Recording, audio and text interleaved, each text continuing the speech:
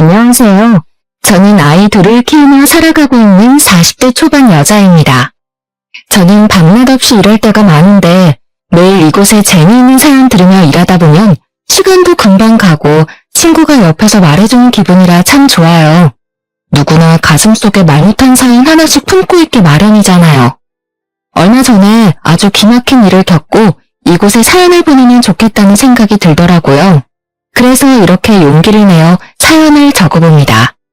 저는 지금도 그 일을 생각하면 가슴이 떨리는데요.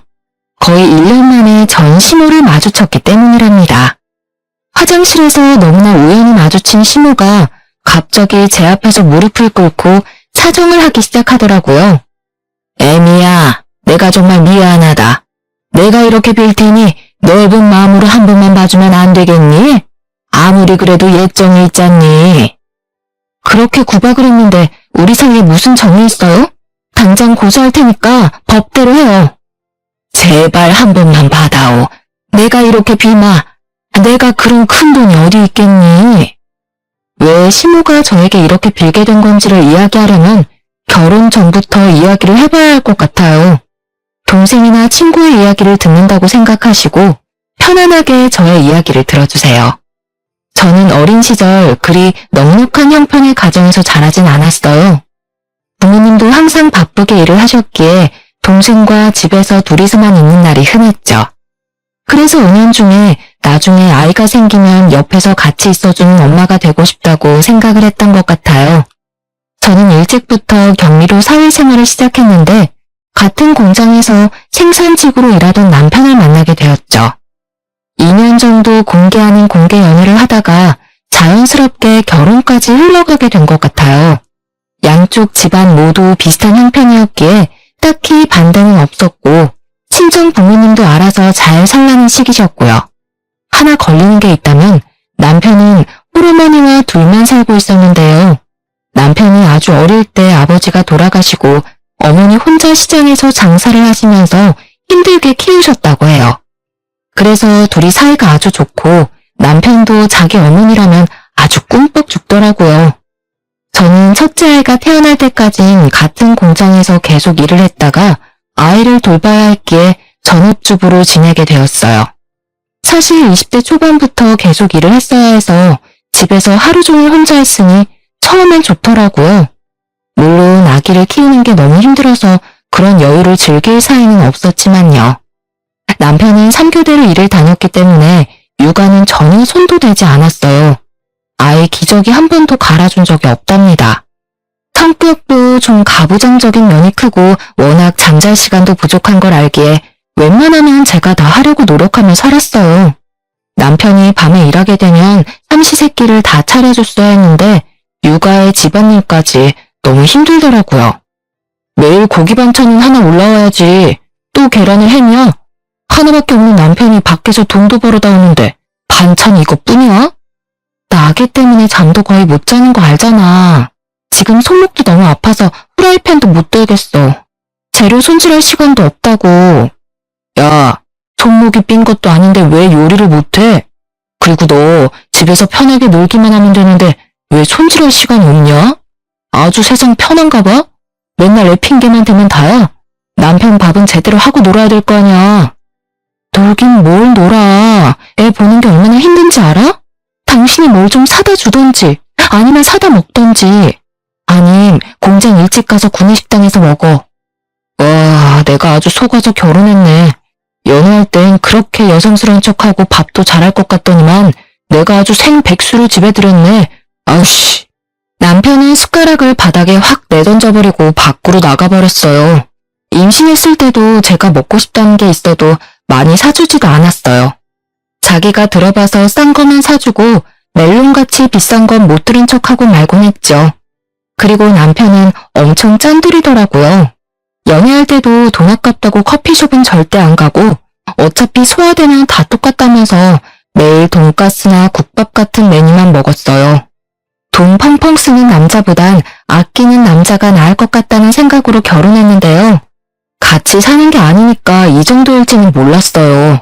제 뒤를 쫓아다니면서 방마다 불 끄면서 잔소리하는 건 기본 중에 기본이고요. 한 번 코 푼 휴지를 너덜해질 때까지 3번, 4번 쓰는 건 기본이에요. 변기물도 3번을 쌓아내리라고 얼마나 잔소리를 하는지. 화장실을 청소해도 항상 찌린내가 나서 미치겠더라고요. 돌이켜보면 저도 참 바보 같죠. 이런 남자가 뭐가 좋다고 그새 아이를 둘까지 낳고 살았는죠. 아이들은 무럭무럭 자라 어느새 유치원 갈 때가 되었어요. 저는 그동안 남편이 큰소리치는 게 싫어서 하라는 대로 하면서 살았답니다. 한번 싸우게 되면 얼마나 소리를 지르고 무섭게 하는지 사는 내내 제가 항상 져주면서 살아야만 했어요. 그렇게 짠돌이처럼 사는데도 막상 돈은 많이 못 모으더라고요. 돈 아낀다고 남들 먹는 것처럼 먹지도 못하고 누리지도 못하면서 사는데 10년이 다 돼가도 남편이 주는 생활비는 그대로였습니다. 여보, 이제 애들 유치원도 다녀야 되는데 생활비 좀 올려줘. 한 달에 50만 원은 정말 너무 적어. 애가 둘인데 더 아끼겠다는 생각을 해야지 더 쓸 생각을 해? 당신도 지금보다 좀 더 아껴 쓸 궁리를 좀 해봐. 우리 엄마는 그렇게 가난한데도 아끼고 아껴서 나 키웠어. 당신은 왜 못해? 내가 당신 어머니야? 그리고 지금 시대가 같아? 언제적 얘기를 하는 거야. 요즘 물가가 얼마나 올랐는지 당신이 마트에 좀 가보라고. 참나, 마트가 비싸면 재래시장에 가서 장을 봐. 맨날 편하게 마트만 다니려고 하지 말고. 아, 장모님은 뭐 김치 같은 것 좀 해서 안 보내주신대? 우리 엄마 요즘 무릎 아파서 고생하는 거 몰라서 그래? 그런 어머님은 가까이 사시면서 도와주시는 것도 없잖아. 당신이 가까이 사는 어머님한테 부탁을 해봐봐. 우리 엄마는 이제껏 나 키우느라 고생만 했는데 또 반찬 해나르면서 고생만 하라고? 넌 우리 엄마가 만만하냐? 어찌나 자기 엄마 이야기만 나오면 부르르 떠는지. 누가 보면 제가 시어머니 휴이라도 본 줄 알겠어요. 남편이 월급을 관리하기에 저는 확실히 얼마를 벌고 저축을 하는지도 전혀 알지 못했죠. 가끔 물어보면 자기가 다 알아서 한다면서 딱 잘라버리더라고요. 그날 밤 일을 마치고 온 남편이 아주 좋게 기분 좋게 웃으면서 들어오더라고요. 한 손에 묵직한 쇼핑백을 들고 있었는데 아주 의기양양하게 식탁에 탁 내려놓았어요. 저한테 풀어보라는 식으로 고개를 까딱하길래 열어봤더니 비닐봉지 몇 개에 음식이 싸져 있었어요. 하나는 콩나물 무침, 하나는 제육볶음이고 식어 빠진 계란말이도 있고요. 김치도 있더라고요. 내가 구내식당 이모랑 오늘 얘기를 좀 했는데 앞으로 이렇게 매일 남은 거 싸주신대. 진짜 잘 됐지. 뭐라고? 그럼 이게 회사 식당에서 싸운 거란 말이야? 그래, 이거 아무나 안 싸주는 거야. 워낙 나랑 친하고 이모가 너도 알고 우리 사정도 아니까 해주는 거지. 남은 음식을 왜 싸우는 건데? 맨날 이렇게 가져온다고? 이건 애들 먹기에 양념이 너무 세고 여름엔 금방 상하는데 애들은 못 먹여. 그냥 가져오지 마. 네가 뭔데 가져오지 말아야. 내가 우리 엄마한테도 오늘 전화했는데 엄마는 엄청 잘했다고 하시던데. 너 맨날 반찬하기 힘들다고 마트 비싸다고 난리잖아. 그래서 내가 몇 날 며칠을 식당 이모를 얼마나 졸랐는지 알아? 애들이야 물에 씻겨 먹이면 되고 못 먹는 건 내가 먹으면 되지. 그럼 너도 내 밥 안 차리고 좋잖아. 제가 싫다고 한들 안 가져온 남편도 아니니까 할 수 없이 그냥 두었어요. 어차피 저는 애들한텐 안 먹일 생각이었으니까요. 저는 계란 후라이 하나를 해서 주더라도 애들한테 깨끗한 거 먹이고 싶지 비닐봉지에 싸운 잔반은 먹이고 싶은 생각이 전혀 없었답니다. 남편 말대로 남편이나 열심히 챙겨줬죠. 반찬 투정을 하는 날이 있으면 구내식당에서 가져온 거라고 하니까 잔소리가 쏙 들어가더라고요. 그래서 솔직히 남편 밥은 안 해도 되니까 편해서 계속 가져오던지 말던지 놔두었답니다. 나중엔 반찬이 많이 남으니까 시어머니 집에도 갖다 주고 하더라고요. 그러거나 말거나 저는 신경도 안 썼죠. 확실히 남편 먹는 식비가 줄어드니까 그 돈으로 아이들한테 과일 하나라도 더 사줄 수 있으니 저한테도 좋더라고요. 어느 날인가 느닷없이 시모가 집으로 찾아왔어요. 시모는 같은 동네에 사는데 항상 일하러 다니고 모임하고 다닌다면서 엄청 바쁘더라고요. 집에는 잘 찾아오지 않지만 한 번씩 오면 얼마나 속을 뒤집어 놓는지. 차라리 자주 연락을 안 하는 게 그나마 다행이었어요. 시모가 심술궂은 얼굴로 저를 딱 째려보면서 집으로 들어오는데 겁이 덜컥 났죠. 너는 집에만 있는 애가 어떻게 안부 전화를 한 번 안 하니? 내가 이렇게 찾아와야겠어? 어머니 워낙 바쁘게 지내시니까 방해될까봐 그랬죠. 죄송해요. 근데 어쩐 일이세요? 내가 뭐 못 올 때 왔니? 우리 손주들 얼굴들 좀 보고 집안 꼴 잘 돌아가나 한번 보려고 왔다. 우리 아들이 얼마나 하소연을 하는지 아니? 넌 이제 우리 아들 밥도 안 차린다면서? 이제 청소도 안 해? 집이 왜 이렇게 난장판이야?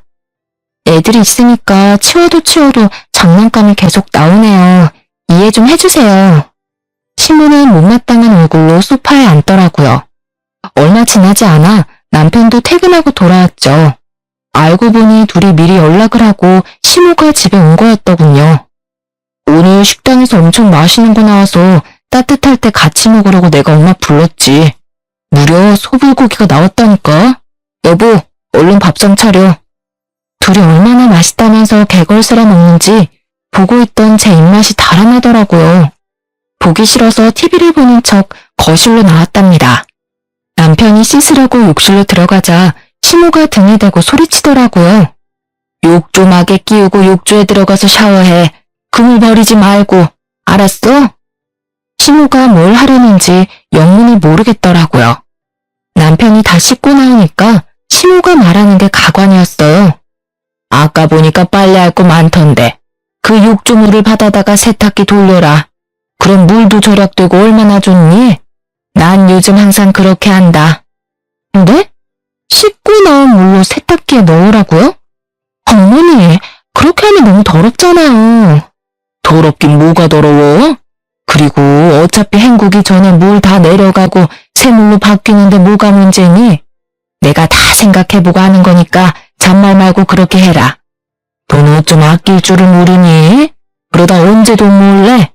나이 많은 어른이 삶의 지혜를 알려주면 네 알겠습니다 하고 따를 것이지. 하여튼 말이 많아. 오, 엄마, 그거 진짜 좋은 생각이네. 역시 우리 엄마 똑똑하다니까. 남편이 신나서 욕조물을 퍼다가 세탁기에 붓더라고요. 저는 보기만 해도 역겨워서 토악질이 나올 것 같았어요.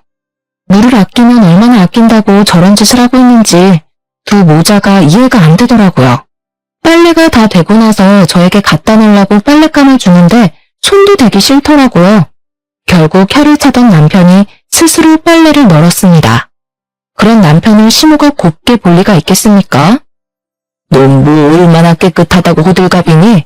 우리 아들이 퇴근하고 세탁기까지 돌리고 빨래도 돌렸으면 감사합니다 서방님 하고 얼른 놀아야지. 하여튼간 마음에 드는 구석이 하나도 없다.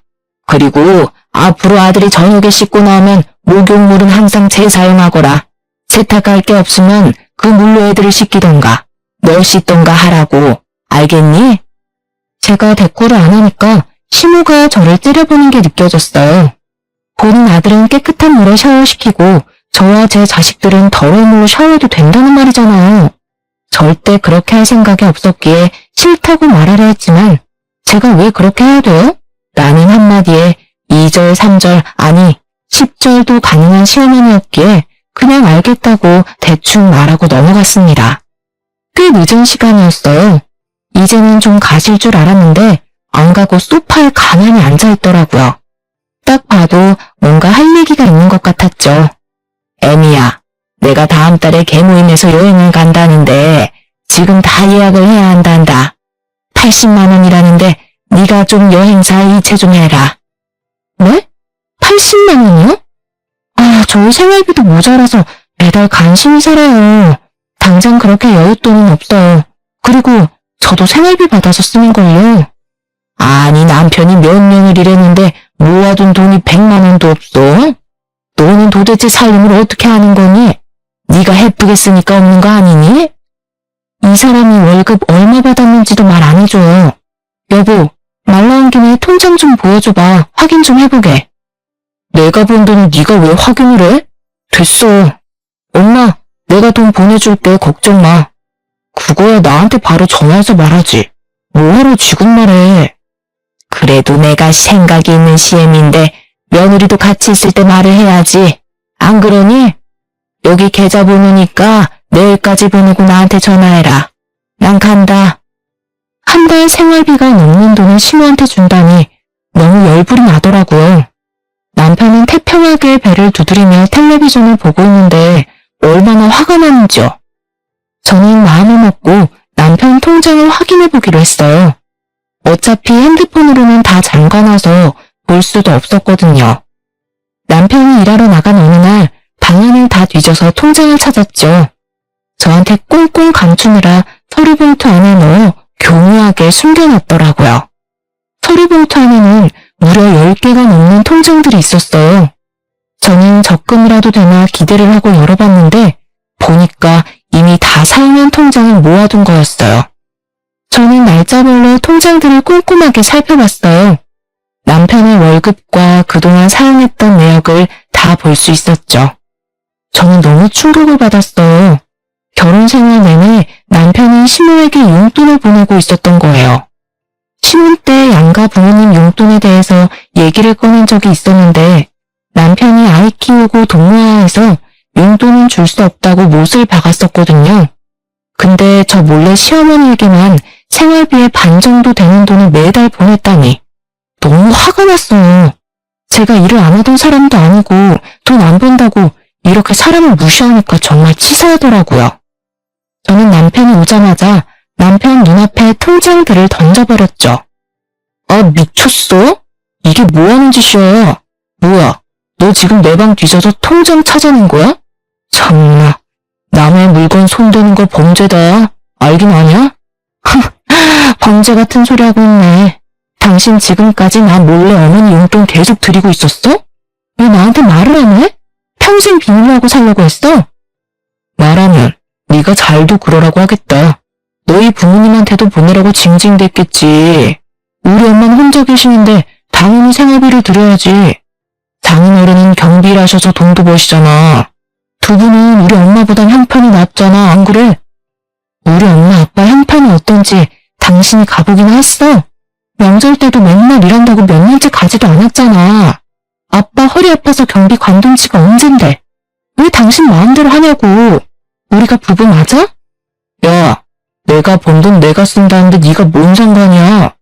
돈 벌어다가 너랑 애들 살 생활비 꼬박꼬박 주면 되는 거 아니야? 그럼 나머지 돈은 다 어디다 쓰는데 적금 들면 다 보여줘봐. 통장 다 보여달라고. 이게 왜 들어오자마자 바가지야? 왜 내가 내 돈을 너한테 보여줘? 절대 안 돼. 내 돈에 손댈 생각도 하지 마. 남편은 화를 내면서 다시 밖으로 나가버렸어요. 그동안 저는 남편이 주는 돈으로 최대한 아껴 쓰면서 살림을 하려고 노력해왔어요.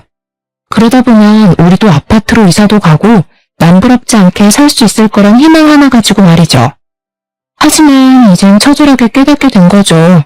제가 함께 모으고 있다고 생각했던 돈은 우리가 아니라 남편의 돈이었다는 걸요. 그동안 밖에서 커피 한 잔도 못 사 먹으면서 미련하게 아꼈던 제 자신이 너무 비참하게 느껴졌어요. 저는 더 이상 남편의 무시를 참을 수가 없어서 저도 돈을 벌기로 결심했죠. 항상 돈이 워낙 부족하다 보니 집에서 할 부업도 알아보고 뭘 해보면 좋을지 생각도 많이 해봤었는데요. 요즘 온라인으로 물건을 판매하는 사업을 해서 크게 성공한 주부들 이야기를 보니 저도 한번 도전해보고 싶은 마음이 있었어요. 하지만 제가 가진 돈은 10원 하나 없었죠. 일단 온라인 사업을 하려면 100만 원이라도 있어야 하니 돈 하나 없는 현실이 얼마나 서글프던지요. 저는 며칠 동안 남편을 투명인간 대하듯이 대했어요. 어차피 남편 밥은 안 하니까 혼자 차려 먹든지 말든지 쳐다보지도 않았죠. 저는 아이들과만 밥 해먹고 얘기하고 노니까 오히려 편하더라고요. 참다 못한 남편이 저에게 말을 붙이더라고요. 내가 생각을 좀 해봤는데 그동안 내가 장인 장모님한테 신경을 덜 쓴 것 같아. 우리 엄마는 가까이에 사시니까 더 챙기게 되는 건 사실이잖아. 내가 미안하니까 이번 주말에 처갓집에 가서 제대로 한번 저녁 사드릴게. 어때? 그래, 알았어. 근데 당신 지금 여윳돈 얼마나 있어? 나 100만 원만 줘. 뭐? 100만 원? 야, 100만 원이 어디 개 이름인 것처럼 쉽게 말한다. 그 돈으로 뭐 하려고 생전 안 하던 말을 해? 나도 일 좀 해보려고. 온라인으로 물건 파는 것 좀 해보려고 해. 나한테 투자한다고 생각하고 한번 도와줘. 그동안 미안했다며. 이게 맨날 집에서 놀면서 이상한 동영상이나 보고 헛바람이 들었구만. 네가 무슨 사업을 해. 사업의 개뿔도 모르는 게. 개나 소나 사업해서 돈 벌고 성공했다니까. 너도 하면 될 것 같아? 꿈 깨셔. 귀한 100만 원 털어먹지 말고 얌전히 애들이나 키워. 그게 돈 버는 거야. 남편이 먼저 숙이고 들어오길래 한번 말해본 거였는데 역시나 매몰차게 무시하고 거절했죠. 저는 어떻게든 돈을 벌어서 사업 자금을 모으기로 결심했어요. 그렇게 주말이 되고 진짜 남편이 애들까지 직접 챙겨서 친정집으로 가더라고요. 오랜만에 손주들을 본 친정 부모님이 얼마나 좋아하시던죠. 형편이 안 돼서 자주 찾아뵙지 못하니까 너무 죄송해서 눈물이 났어요. 저녁에 남편이 근처에 맛있는 식당을 알아놨다면서 자신있게 친정 부모님을 데리고 가더라고요. 저는 소갈비라도 사줄 건가 기대를 잔뜩 하고 따라 나섰죠. 남편이 의기양양한 표정으로 멈춰선 곳은 한 명당 10,000원짜리 고기 뷔페였답니다. 식당을 본 부모님의 당황한 표정을 보니 제가 너무 민망해졌어요. 더군다나 이 식당은 동네 사람들에게는 고기가 별로라고 소문난 곳이었거든요. 저는 남편에게 조용히 다가가서 속삭였죠. 여보, 여기는 별로 맛없는 데야. 나도 예전에 와봤어. 우리 다른 데 가자. 무슨 소리야. 내가 찾아보니까 다 맛있다던데. 너도 최근에 먹어본 것도 아니잖아. 빨리 들어와. 그런 저희의 모습을 보던 엄마가 먼저 식당 안으로 들어가시더라고요. 남편도 싱글벙글하며 들어가는 걸 보니 부모님 앞이라 화도 못 내겠고 미치겠더라고요. 역시나 고기는 맛이 없었는데 공짜라면 양잿물까지 마신 남편은 쩝쩝거리며 엄청 맛있게 먹더라고요. 부모님도 조금 드시다 된장찌개에 밥을 말아 드시고 있는데 너무 죄송한 마음에 눈물이 다 났어요. 부모님을 모셔다 드리고 집에 오는 내내 차 안에서 눈물을 참느라 힘들었죠. 그런 저와는 반대로 남편은 아주 신나 보이더라고요. 너는 남편 잘 만나서 호강하는 거야. 오늘 나 덕분에 장인 장모님 아주 맛있게 드시는 거 봤지? 잘 먹긴 뭘 잘 먹어. 당신이나 맛있게 먹었지. 차라리 돼지갈비집이라도 가는 게 낫지 10,000원짜리 뷔페가 뭐야? 부모님 보기에 민망해서 혼냈어. 뭐? 잘 먹어놓고 뚱딴지 같은 소리야. 돼지갈비 1인분이 얼만지 알아? 그런데 가느니 뷔페 가서 실컷 먹는 게 낫지. 너는 사주도 날리냐? 왜 그런 걸 당신 혼자 생각하냐고. 호강? 당신이 그렇게 말할 자격 있어? 내가 생활비 아껴갈 때마다 시어머니 용돈 주고 있었으면서 1인당 10,000원 하는 뷔페 한 번 데려다 준 걸로 호강하는 거라고? 내가 우리 부모님 보기 창피해서 너 같은 애랑 못 살겠다. 알겠어? 저야말로 푸대접하다 못해 친정 부모님도 없이 여기는 남편과는 더 이상 살지 못하겠다는 생각이 들었어요. 그렇다고 애들한테 살가운 아버지도 아니고 제가 혼자 다 키웠기 때문에 애들은 아빠와 정도 잘 없거든요. 왜 내가 이 남자 집에서 가정부처럼 살고 있어야 하나요? 제가 스스로 돈 벌어서 우리 부모님께 소갈비도 부담 없이 사드리고 애들한테도 마트에서 가격표 안 보고 먹고 싶은 것 다 사줘야겠다고 결심했죠. 집 근처에 큰 마트가 있었는데 가끔 아르바이트를 구하더라고요. 근데 아이들 유치원에 가 있는 시간과 일하는 시간이 딱 맞아서 언제 구인 공고가 날까 기다리고 있었어요. 드디어 사람을 구한다고 해서 얼른 가서 면접을 봤답니다. 바로 다음 주부터 일하게 되었는데 드디어 내 힘으로 돈을 벌 수 있다고 생각하니까 너무 신이 났죠. 저는 남편에게도 바로 통보를 했는데 반응이 뜻밖이더라고요. 그거 몇 시간에서 꼴랑 얼마나 번다고 그래. 집에서 살림이나 하고 애들 돌보는 게 돈 버는 거라고 몇 번이나 말해. 애들 유치원 갔다 오는 시간 사이에 하는 거라 충분히 할 수 있어. 꼭 할 거니까 말리지 마. 오랜만에 일을 하니까 일주일 정도는 적응하느라 너무 힘들었는데요. 시간이 지날수록 같이 일하는 분들도 잘한다고 칭찬해 주시니까 점점 일이 재미있어지더라고요. 매일 집에서 애들이랑 지지고 볶다가 사회 활동을 하니 몸은 힘들지만 생활 자체가 활기차게 변했답니다. 그렇게 한 달을 일하고 월급을 처음 받았는데 진짜 눈물이 나더라고요. 아이들이 그렇게 갖고 싶다고 노래를 부르던 장난감도 사주고 친정 부모님께도 얼마 안 되지만 용돈도 보내드렸어요. 이제야 사람 사는 것 같더라고요. 그렇게 몇 달을 돈을 모아 온라인 사업을 해볼 돈도 차곡차곡 모으고 있는 중이었죠. 그날도 마트에서 채소들을 정리하고 택을 붙이는 작업을 하고 있었어요. 입구에서부터 떠들썩한 소리가 나더니 아줌마들 대여섯 명이 들어오더라고요. 얼마나 시끄럽게 웃고 떠들던지 다른 사람들이 다 쳐다볼 정도였어요. 그런데 그 중에 시모가 있더라고요. 옷도 아주 화려하게 입어서 누가 보면 부잣집 사모님인 줄 알겠더라니까요. 항상 무슨 모임을 다닌다고 바쁘더니 저렇게 신나게 살았구나 싶었죠. 그래도 시모니까 인사를 해야겠다는 생각에 시모를 향해 눈을 계속 마주쳤어요. 기척을 느꼈는지 시모가 제 쪽을 돌아보고는 기함을 하며 놀라더라고요. 그러더니 친구들을 데리고 서둘러서 마트를 나가버렸답니다.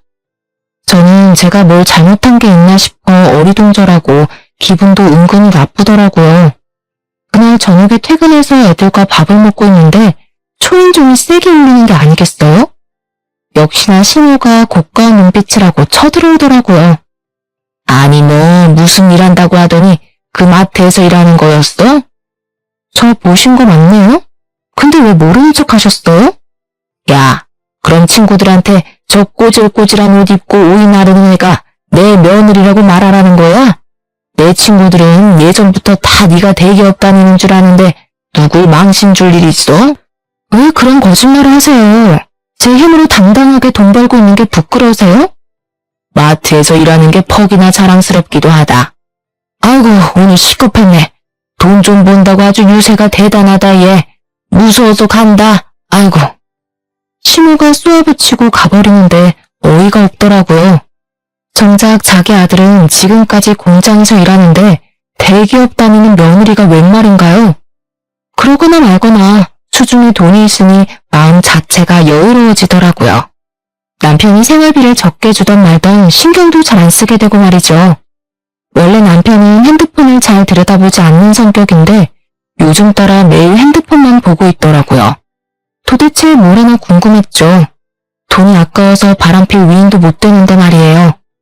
옆에서 힐끗 보니까 주식 그래프 같은 걸 뚫어지게 보고 있더라고요. 당신 지금 뭐 하는 거야? 설마 주식하는 거야? 주식할 돈은 있고. 네가 이렇게 세상 물정을 모르니까 내가 말도 안 꺼내는 거야. 요즘 주식으로 돈 버는 사람이 엄청 많대. 공장 형들도 안 하는 사람이 없더라고. 나도 형들이 알려준 거 몇 개 샀는데 진짜 많이 올랐다니까. 그렇게 돈 좋아하는 사람이 아무것도 안 하고 돈이 쑥쑥 불어나는 걸 보니 얼마나 신나겠어요. 아주 얼굴에 화색이 돌더라고요. 제가 알기론 남편도 경제 개념도 잘 모르고 공부도 잘하지 못한 것 같은데 뭘 믿고 덜컥 주식을 한다는 건지 걱정이 되더라고요. 얼마를 투자하는지도 말 안 하니까 정확한 액수도 알 수 없고 말이죠. 그렇게 시간이 좀 흐르고 아주 싱글벙글해서 저한테 핸드폰을 들이밀더라고요. 이거 봐, 이게 이렇게 많이 올랐다고.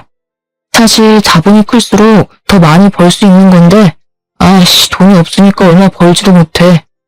그러다가 다 날리면 어떡하려고 그래? 당신처럼 돈이라면 한정하는 사람이 그거 다 잃으면 감당할 수 있겠어? 부정 타는 소리 하지도 마. 네가 주식에 대해 뭘 안다고 떠들어? 내가 생각해본 게 있는데 들어봐. 우리 어머니 집을 전세를 주고 그 돈을 좀 투자하면 어떨까 하는데 저 창고방 하나 남으니까 저기 깨끗하게 치워서 어머니랑 같이 살면 어때? 뭐? 말도 안 되는 소리 하지 마. 가뜩이나 내 식구 사는데 좁아 죽겠는데 어머니까지 모신다고? 아, 주식에 미쳐서 제정신이 아니네. 이건 절대 안 되는 일이니까 다신 말도 꺼내지 마. 남편은 거의 일주일 넘게 합가를 하자면서 저를 괴롭히더라고요. 다른 건 다 들어줘도 이건 절대 안 된다며 저도 완강하게 반대했죠. 그랬더니 다른 궁리를 하는지 더 이상 말은 꺼내지 않더라고요. 저는 온라인 사업을 할 수 있는 자금을 넉넉하게 모아놓은 상태였어요. 본격적으로 물건을 사보고 온라인에 올려보면서 저만의 사업을 시작했죠. 아이들 재우고 밤 늦게 시작해서 다음날 새벽까지 계속 일하는 날들이 늘어갔어요. 너무나 피곤했지만 일이 정말 재미있고 주문도 한두 개씩 들어오니까 신기하고 힘이 나더라고요. 남편이 알면 분명히 못하게 할 게 뻔해서 베란다에 택배 상자를 숨겨두고 남편이 없을 때 몰래 포장하고 택배를 보냈는데요. 주문량이 점점 늘기 시작하니까 택배 상자를 숨기기가 힘들어지더라고요. 결국엔 남편이 베란다에서 상자를 발견했는데 소리를 지르면서 상자를 저한테 막 던지기 시작하는 게 아니겠어요? 이름이 옆에 있냐? 내가 쓸데없는 짓 하지 말라고 했지? 너 인터넷으로 물건 파는 거 나 몰래 하는 거 맞지? 돈 조금밖에 안 들였어. 그리고 물건도 꽤 잘 팔려서 돈도 벌었어. 마트 가서 돈 좀 번다고 네 맘대로 돈 써제끼고 다니냐? 그거 할 돈으로 차라리 애들 떡볶이나 한번 다 사 먹여라. 당장 안 그만둬? 투자한 거보다 돈을 더 벌었다니까? 내가 당신처럼 주식을 했어 뭘 했어? 돈 벌고 있다는데 왜 못하게 해? 남편이 악소리를 지르면서 저에게 계속 상자를 던지고 제가 방에 숨겨놓은 파는 물건들을 기어이 찾아내서 던지기 시작했어요. 제가 달려가서 물건들을 몸으로 막고 하지 말라고 악을 썼죠. 남편은 씩씩대며 집을 나가버렸고 저는 꾹꾹 울면서 박살난 물건들을 치웠답니다. 저는 남편을 위해 저의 인생을 희생했는데 남편은 제 삶이 앞으로 나아가는 걸 도와주기는커녕 제 발목을 잡고 있다는 걸 깨달았죠. 저는 더 이상 남편과는 살 수 없겠다는 생각이 들더라고요. 더군다나 최근에 남편은 주식으로 돈을 엄청 잃은 것 같았어요. 매일 핸드폰을 보며 중얼거리고 눈이 벌게져서는 욕짓거리를 늘어놓았죠. 그러더니 기어말 소리를 늘어놓았답니다. 지금 물타기를 해야 돼. 집 좀 담보로 해서 돈을 빌려야겠어. 당신 진짜 미쳤어? 이 집 날라가면 우리 어디서 살라고? 절대 안 돼. 내 말 안 들으면 당장 이혼이야? 이 집이 내 명의인데 네가 뭔 권리로 안 된다고 하는 거야? 이혼? 네가 나랑 이혼하면 잘 살 수 있을 것 같아. 당장 한 달도 안 돼서 돈 없다고 살려달라고 기어들어올게. 어디 그런가 안 그런가 두고 보면 알겠지. 우리 이혼해. 너 절대 다시 안 받아줄 거니까 각오해. 애들도 네가 다 데려가. 우리는 그렇게 합의 이혼을 했고 힘들었던 저의 결혼 생활도 끝나게 되었답니다. 오히려 이렇게 쉽게 이혼이 되니까 얼떨떨하기도 하더라고요. 저는 친권과 양육권 모두 갖고 아이들과 친정 부모님 댁으로 들어갔죠. 친정 부모님도 걱정이 되셨겠지만 전 남편이 지금껏 저에게 어떻게 했는지 아셨기에 저를 이해하고 도와주시려고 하셨어요. 저는 오히려 전 남편과 시무를 더 이상 보지 않고 친정 부모님과 아이들과 살아가니 더 행복하고 생활도 편해졌답니다. 저는 친정 부모님이 사시는 동네에 있는 다른 마트에서 일하면서 온라인 사업에도 더욱 집중했는데요. 한번 잘 팔리기 시작하니까 판매량이 기하급수적으로 늘기 시작했어요. 6개월 만에 저는 1년치 연봉 정도까지 볼 수 있었답니다. 저도 놀라고 지켜보시던 친정 부모님도 엄청 놀라셨죠. 저는 완전히 온라인 사업에만 매진했고 1년 만에 매달 월 2천만 원까지 벌 수 있었답니다. 온라인에서 만난 저와 비슷한 나이대의 사업가들을 만나는 모임에서 지인들도 많이 사귈 수 있었는데요. 지인들이 많이 도와줘서 사업도 더 발전할 수 있었고 외모적으로도 많이 달라질 수 있었죠. 돈을 많이 버니 확실히 마음의 여유가 달라지고 씀씀이도 달라지더라고요. 저는 서울의 친정 부모님과 아이들과 함께 살아도 넉넉한 큰 아파트도 매매할 수 있었답니다. 여유로워진 생활 덕에 집에서는 웃음이 끊이지 않았죠. 어느 날 저녁 저는 한 달에 한 번 열리는 사업가 행사가 있어서 자주 가던 호텔에 지인들과 함께 갔죠.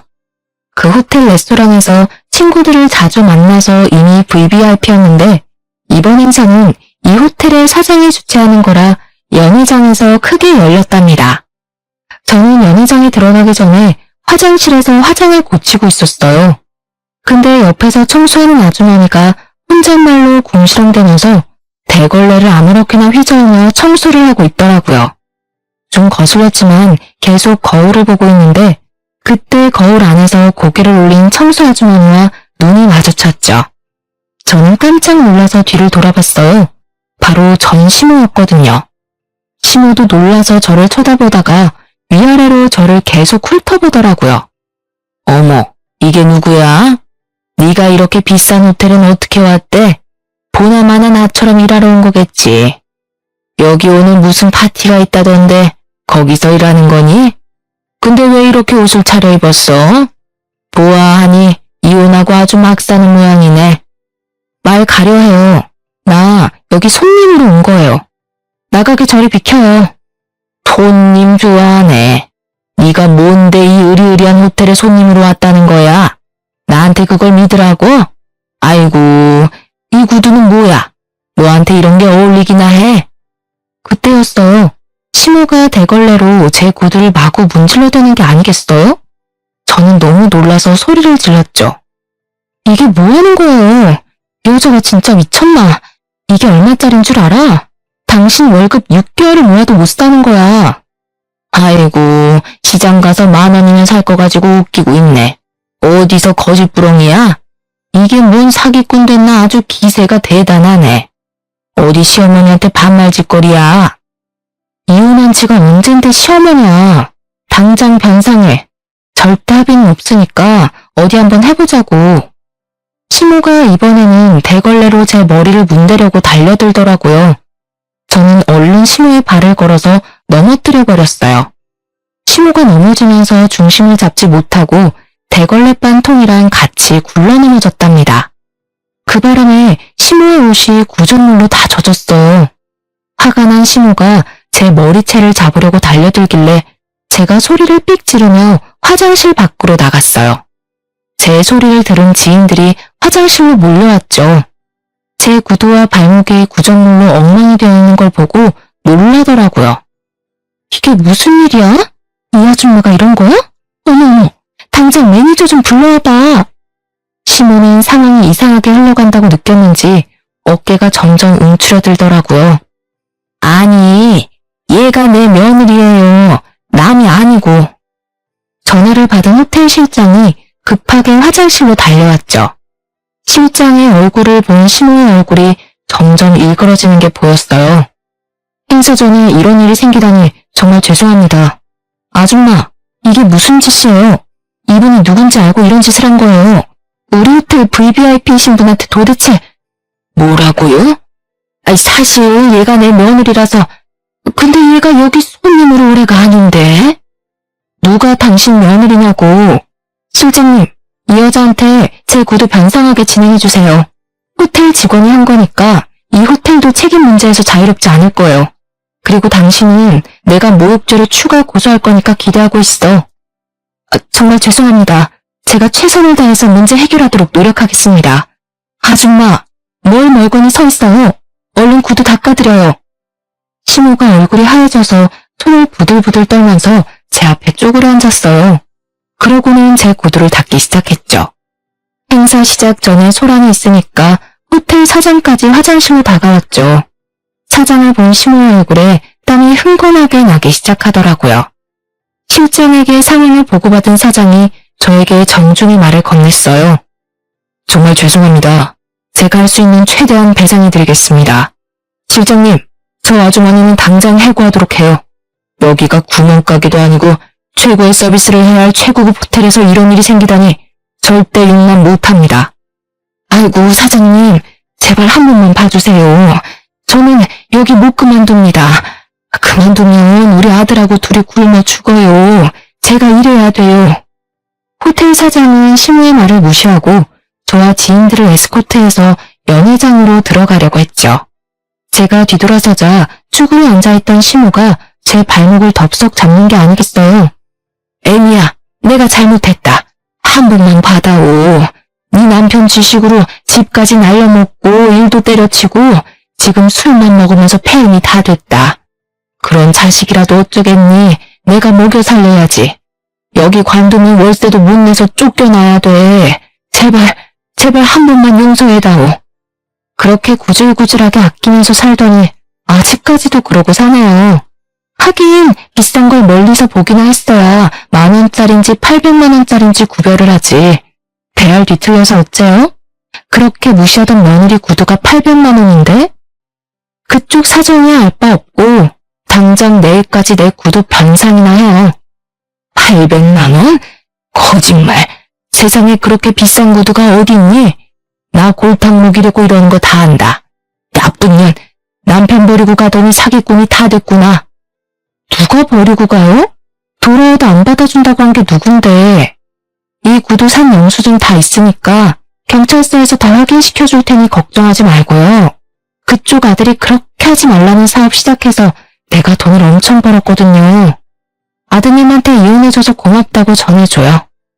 시모는 제 앞에 무릎을 꿇고는 양손을 비비며 눈물을 흘리기 시작했죠. 애미야, 제발 한 번만 살려주렴. 내가 우리 손주들 보고 싶어서 매일 밤 울며 잔단다. 이렇게 만난 김에 우리 애들도 좀 보여주고 다시 한번 잘 지내보면 안 되겠니? 내가 염치였지만 이렇게 부탁하마.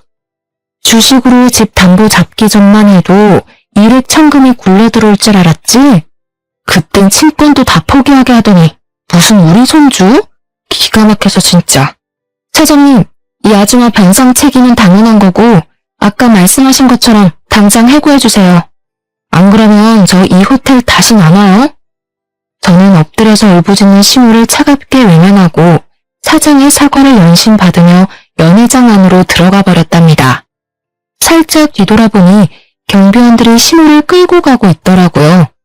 시모는 질질 끌려가면서도 계속 저를 부르며 소리쳤죠. 저는 다시는 시모 얼굴을 보고 싶지 않았기 때문에 모든 일을 변호사에게 일임해버렸어요. 저는 수월하게 구두 배상 비용은 물론이고 모욕죄로 합의금까지 청구해서 받을 수 있었죠.